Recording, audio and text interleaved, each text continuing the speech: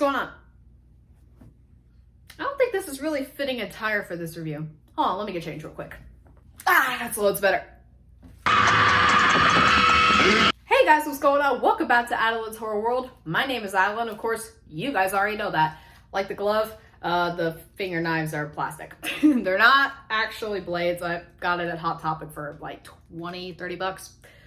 Yeah, I'm wearing this the entire review, and I'm gonna wear the Freddy sweater throughout the whole review. I also got this at Hot Topic. So yeah, fitting, because we're on this one. So where do we leave off? Oh yeah, Jason went to space. Very interesting.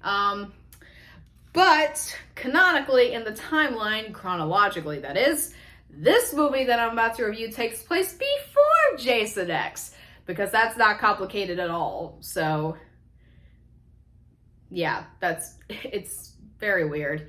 But we're on the 11th movie of the Friday the 13th franchise and the 8th movie in the Nightmare on Elm Street series. So may as well review this one, I guess.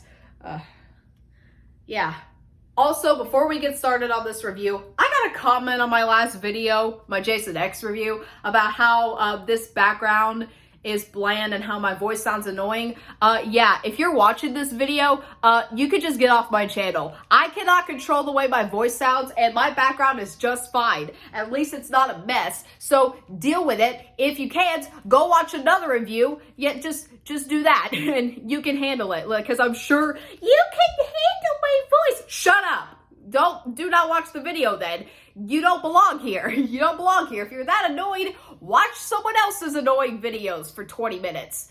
Sorry, I just had to rant for a minute, sorry. So Freddy vs. Jason stars Monica Keena, Jason Ritter, Kelly Rowland, Katharine Isabelle, Robert Englund as Freddy Krueger, Ken Kirzinger as Jason Voorhees, and is directed by Ronny, who directed Bride of Chucky 5 years ago. That's very interesting. Anyways, this is, of course, the 11th Friday the 13th movie and the 8th Nightmare on Elm Street movie. And this idea did not come out of nowhere, of Freddy and Jason fighting. This has actually been an idea since the late 80s. This was originally supposed to be the pitch for the 7th Jason movie, Fighting Freddy. But since New Line Cinema did not own the rights to Jason at the time, they kind of feuded with Paramount and was like, nah, we're not going to do that. At that point, I think they were making Dream Master. So yeah, that's how we ended up getting Jason versus Walmart Carey. So after 18 or so different screenplays and a dozen writers, we finally got it after New Line Cinema took over the rights to Jason's character, and just Jason's character. They did not own the rights to the Friday the 13th series, just the character of Jason Voorhees. And that's how we got Jason Goes to Hell and Jason X. And Jason X was literally only made so Jason could stay in the minds of audiences before Freddy vs. Jason. Same thing with New Nightmare when it came to Freddy Krueger, but that's pretty much the only reason those movies were made. Yeah. And then we got this movie, which is, of course, going to go down in history as probably the greatest crossover of all time in the eyes of most horror fans. Two horror icons face off in the supernatural movie. Disfigured serial killer Freddy Krueger, who attacks his victims in their dreams, has lost much of his powers, and citizens of his town have become less afraid of him. Enlisting the help of fellow violent murderer Jason Voorhees, Freddy orchestrates a new killing spree. However, when the hockey mask-wearing psychopath won't stop chopping up Freddy's intended victims, the two ghouls start to battle each other. So yeah, this movie came out about 21 years ago now. This was one of the first Jason movies I ever saw. I think I saw Jason Lives before this one, and then I saw Jason X after this one. But this was the first Freddy movie I ever saw. Before the original, before New Nightmare, before any of them. This was my introduction to Freddy Krueger. But of course, I knew who the guy was. He's a dream demon who kills people in their dreams, specifically kids. Sounds a lot like Pennywise, to be honest, but anyways, that's a review for another day. We're on Freddy vs. Jason. So, yeah, they went through over a dozen screenplays to see if they could have the right one, and a lot of them were really stupid. I did get a hold of one of the scripts online, and it was really, really dumb. It was about this Freddy cult, and like, you would think that would be pretty freaking awesome, but it's really not. It's really stupid. The script was dumb. Although it did have a scene where Jason and Freddy were fighting in a wrestling ring. I actually would have loved to see that. Ever since this movie has come out, reviews have been rather mixed with audiences. Some people think this is one of the best of both franchises, and either that or they think it's in the middle or it downright sucks. Where do I fall on the Freddy vs. Jason camp? I like it. It's a really good movie. It's one of the best Freddy movies, but it's not one of the best Jason movies. I do not think this movie's great. I just think it's good. It's a fun time. It's fun to watch, but it's not amazing. And I'll get into why soon. But first, let's get into the positives of Freddy vs. Jason. First, Robert Englund makes the film. Robert Englund's the best part. This is probably my favorite Freddy since Dream Warriors. New Nightmare doesn't count because it's not actually Freddy. It's a demon taking on the form of Freddy Krueger. It is not actually Freddy. So, this is my favorite Freddy following Dream Warriors. This is literally the only film in the series besides Dream Warriors that actually manages to balance funny Freddy and scary Freddy, and it does it well. And this is a really good final performance from Robert Englund. And yeah, I know this is the third time I'm reviewing this movie. Technically twice if you see the videos on my channel because the first review is gone. But Robert Englund is still fantastic as Freddy Krueger, and at least they learned their lesson after Freddy's dead and they didn't make him a Looney Tunes cartoonish murderer. At least they didn't do that. At least they had him somewhat serious, and he is actually kind of scary at some points in this movie, so I will give the movie that. Next, some of the kills, some, not all of them, are phenomenal, particularly Trey's death. I'm not going to show it. It's a little too violent, but you can just look up the death scene on YouTube and it'll give it to you, but I don't want to get an age restriction, but I know everybody's going to be like, but Annalyn, you showed a nitrogen death in the last movie. It's really not that violent of a death. This one is more gory, so I won't show it, but Trey's death in particular, pretty dang awesome, I'm not gonna lie. It's a really good kill. Next, the concept of the movie is actually pretty good. Like, Freddy, after Freddy's dead, has been repressed by the citizens of Springwood, for good reason too, so them forgetting Freddy ensures that he will not kill any kids again and he will not rise to power. So he has to get the likes of Jason to go kill kids in Springwood so that the people in Springwood will think he's doing it, and then he'll get more power and he will be resurrected in full Freddy form. That is a good plot for this movie, and it's probably the best one they could have done because, like I said, the other concepts were ridiculous. They were stupid. Some of them were stupid. Some of them were actually pretty cool. But I think this was the best idea they could have come up with for this movie. I think this was the best script that they went with, so I will give them that for sure. Next, I really like the character of Mark. He's a very good character and he's very entertaining to watch. He's the only good character out of all the kids in this movie, but he steals the show. Spoiler alert, I wish he didn't get killed in the movie. He gets killed about halfway through and is the only person Freddy gets to kill in the whole movie, but I wish he didn't die. He's my favorite character in this movie and one of my favorite Nightmare on Elm Street characters. I like Mark. That's all I'm going to say. The actor who plays him gives a really good performance, and he's just fun to watch, and he's really funny at times, and I really wish Freddy did not kill him the way he did. I wish he didn't kill him at all. Just saying. Next, we gotta get into the third act. The entire third act with this guy and this guy fighting. Very good.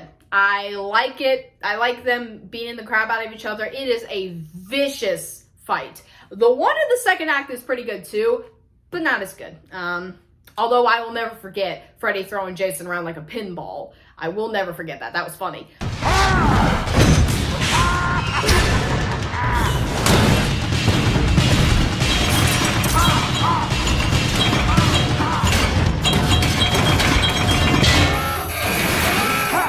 But the third act is very unforgettable. It is bloody, it is gory, it is brutal, it is vicious, and you don't know who's gonna win. Like, you literally do not know who will win. And I actually like it. There are stakes. You're like, is Freddy gonna win? Is Jason gonna win? I mean, they literally had a weigh-in in Las Vegas.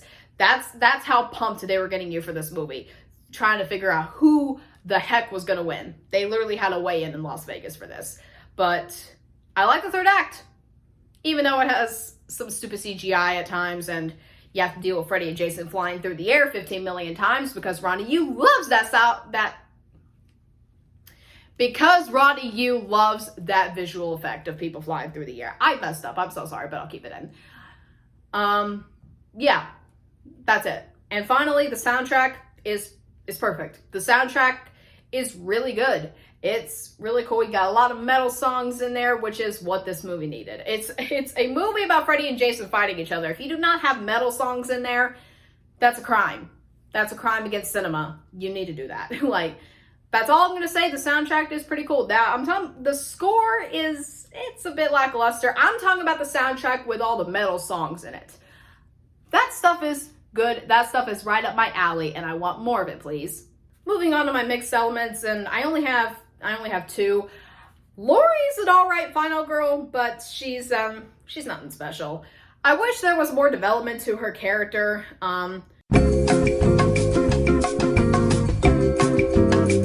Basically, there's this subplot in the movie where Laurie's mother was killed, I think 2 to 4 years before the events of this movie, by Freddy, spoiler alert, which makes no sense if the people of Springwood are supposed to forget him. Unless, it doesn't make sense, because, I mean, does Freddy's Dead exist in this timeline if that's the case? Because I thought, okay, the plot holes in this movie are ridiculous, because I thought John Doe in Freddy's Dead was the only surviving teenager. But then, in Springwood, in the entirety of Springwood, John Doe was the only one left. And yes, that's actually his name in Freddy's Dead, because he can't remember his real name.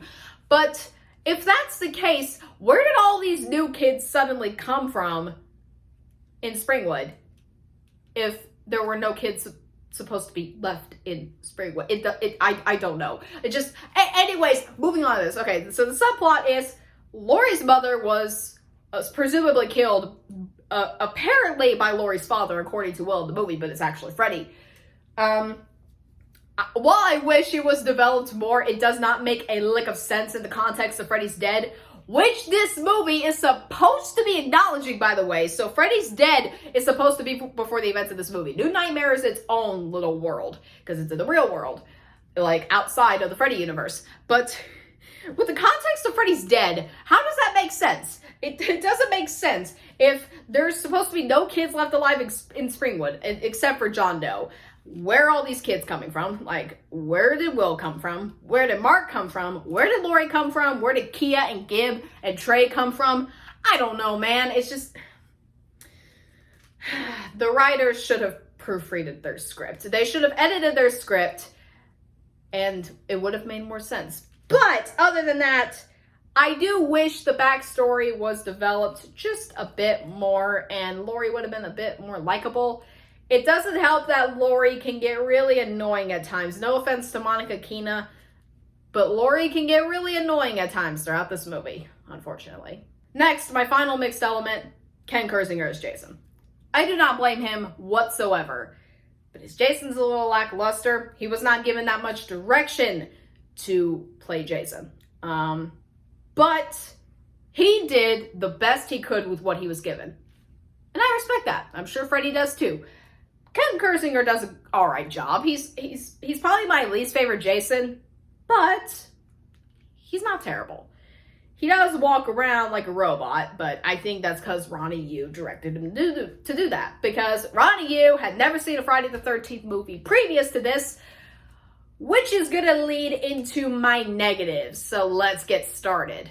So, with the negatives, my first negative, Ronny Yu. I have a bone to pick with you, sir. Why on earth did you think that replacing Kane Hodder as Jason, despite him doing 4 movies in the series, was a good idea? Why did you think it was a good idea to replace him with Ken Kirzinger? It wasn't. I did not hate Ken Kirzinger's performance as Jason. Not at all. I think it's fine. But Kane Hodder talked about for close to a decade at this point that he wanted to be in a Freddy vs. Jason type movie to quote unquote, and pardon my language, kick Freddy's ass.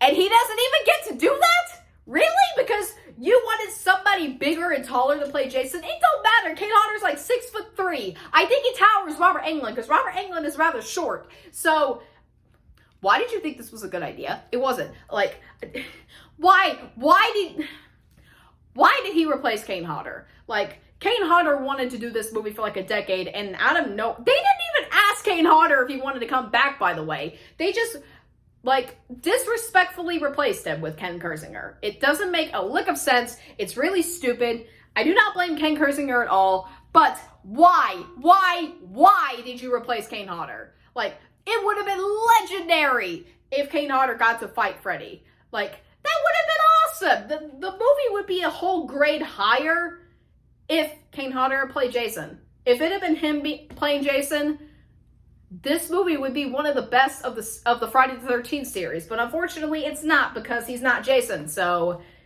that's a bummer. Next, literally every single teenager character besides Mark and sort of Laurie, they all suck. Will, Kia, Gibb, Freeberg, Linderman, they're all trash. They all suck. I was begging for all of them to die. They are all so annoying. And this is runner-up for probably the most annoying cast in any Jason movie. Probably the most annoying. I couldn't stand them. Laurie is literally the only character after Mark's death that I sort of tolerated. I can't. And it doesn't help that Jason Ritter, who plays Will, you know, John Ritter's son, John Ritter, rest in peace, was a phenomenal actor. His son was not. Jason Ritter sucks in this movie as Will. He cannot act to save his life. No offense, sir, but you can't. Either that or Ronny, you didn't give him any direction, which would make sense. All the teenager characters, I didn't like them, and I was rooting for all of them to die. Enough said. Next negative, although this is just a nitpick of mine, this is more of a Freddy-centric movie. It makes sense because New Line Cinema was put on the map because of Freddy, so they literally own the rights to Freddy, so well, obviously they're gonna want to have Freddy in the movie a lot. What you could have done, though, was balance the screen time equally with Freddy and Jason. Freddy has more screen time in this movie than Jason does. But that doesn't make sense because he only gets 1 kill in the whole movie. Freddy only gets 1 kill. Jason gets like 17, 18 kills. And I'm just like, I know that's not the actual number. You can watch Dead Meat's kill count. But Freddy's in this movie way more than Jason. They should have had equal screen time, in my personal opinion. And he should have had as many kills as Jason at the same time. Freddy only gets 1 kill in the whole movie. I know him technically killing Laurie's mother was a second kill that he did in this movie, but that was a flashback, so it doesn't count. So, in the present era of this movie, Freddy only kills 1 guy and Jason kills over a dozen. Bit disappointing. Next, and possibly my biggest negative of this movie, this is even worse than Kane Hodder not being Jason. Apparently, Jason's afraid of water out of nowhere. Sure. Even though he handled water just freaking fine in the other movies before this, all 10 before this, he was able to handle water just fine. But apparently in this one, not really. Okay, A New Beginning doesn't count because Jason was dead. But that doesn't make sense. It literally doesn't make sense. It's just some BS reason for Freddy to get into Jason's mind and get him to be afraid. It's literally just a BS excuse. Like, I can't. I really can't. Jason's not afraid of water, guys. Did you watch the other movies? He was able to handle water just fine. If you see the original, if you see part 4, you see part 6, part 7, part 8, Jason X, onward. He's able to handle water completely freaking fine. And in this movie, for some reason, he can't. Yeah, it's very clear, Ronny, you did not watch the previous movies before getting the screenwriters to write this film. And finally, most of the kills are trash. They have either horrendous CGI or they're just not very inventive. But it's mainly CGI. That's it. So overall, guys, Freddy vs. Jason is a very fun movie. It is very entertaining to watch, but it's not great for me. For some reason, every time I watch it, I find myself liking it less and less. I don't know why, but I do. I like this movie less and less every time. It's filled with annoying teenager characters that deserve to die, and I was begging to die the entire movie. I was not rooting for them at all. It's filled with that. It's filled with some plot holes. It has a lackluster Jason. But again, it's not Ken Kirzinger's fault. I do not blame him whatsoever. I blame Ronny you for that, but that's just me. And it's filled with a lot of crappy 2000s CGI. And yeah, it's just, and some of the lore doesn't make sense. Like, they just kind of retcon some stuff from the previous Freddy movies and the previous Jason movies, come to think of it.